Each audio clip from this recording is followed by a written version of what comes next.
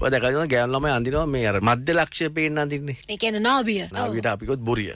crop tops. Yes. ඔය crop tops අඳින මේ ගෑනු ළමයි ගොඩක් සල්ලි වලට ආසයිලු. Okay. ගොඩක් ගර්ල්ෆ්‍රෙන්ඩ්ස්ලා හිටපු කෙනෙක් හැටියට මම රාජකුමාරයෙක් නෙවෙයි.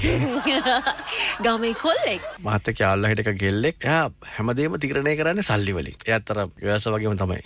බොරිය පේන්න තමයි අඳින්නේ. වක්‍රේ එක්ස්පෙන්සිව් දෙයක් දුන්නම තමයි එයා සතුටු වෙන්නේ. එයාට රෝස් මල්, චොක්ලට්, ටෙඩි බියර්ස්ලා වගේ දේවල් එයා එහෙම ලොකුවට බාර ගන්නෑ. දුන්නම ගන්නවා. ගණන් ගන්නෑ.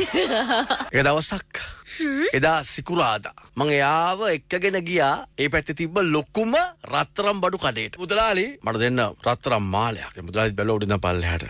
මුදලාලි ගෙනාවා රත්තරම් මාලයක්. මම කීයද ගාන? සර් මේක ලක්ෂ 4ක්. ලක්ෂ 4ක්. අයියෝ වැඩක් නෑ. මට වඩා වටින දෙයක් ඕනේ. අර ගෑල්ලා මේ ටිකක් වෙවුලනවා වගේ. මං දිහා බලනවා. මුදලාලි අරන් ආවා දියමන්ති මාලයක්. සර් මේ අපි ගාව තියෙන ගණන් වැඩිම දියමන්ති මාලේ. මම කීයද? සර් මේක ලක්ෂ 15ක් වෙනවා. අයියෝ ලක්ෂ 15 nothing. බබා මොකද කියන්නේ? මම බැලුවා වෙවුලනවා. අනේ මම තද්ද කළා අල්ලගෙන දැන් මම ඩක්කලා ගත්ත චෙක් පොත. ලක්ෂ 15ක් කියලා දුන්නා මුදලාලිට. මුදලාලි අත් දෙකෙන් ගත්තේ. දැන් වෙවුලනවා.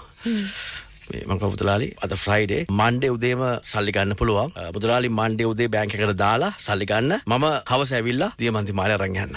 Right. අනේ බබා කියලා අර මම බදාගෙන අපි ගියා. මන්ඩේ උදේම කෝල් එකක් එනවා මුදලාලිගේ. සර් මම යනවා. මම කිව්වා හරි ඕකේ ගිහලා මට කෝල් එකක් ගන්නකෝ. 10 විතර කෝල් එකක් එනවා මුදලාලිගේ. සර් තමසේ මම බොරුකාරයෙක් නේ. මම මුදලාලි සර් බොරු නේ සර් කියලා දෙන්න සර් බැංකුවේ සල්ලි නැහැ නේ සර් චෙක් එක රිටර්න් සර් මම හොරෙක් නේ සර්. පට්ට බොරුකාරයෙක් නේ. මම කිව්වා ඔව් මම බොරුකාරයෙක් තමයි. ඇයි සර් එහෙම කරේ? මම කිව්වා මුදලාලි මට බොරුකාරයා කියයි. ඒ වගේ ද ෆ්‍රයිඩේ ඉඳන් මුළු වීකෙන්ඩ් එකම මං මාර විදියට එන්ජොයි කරා.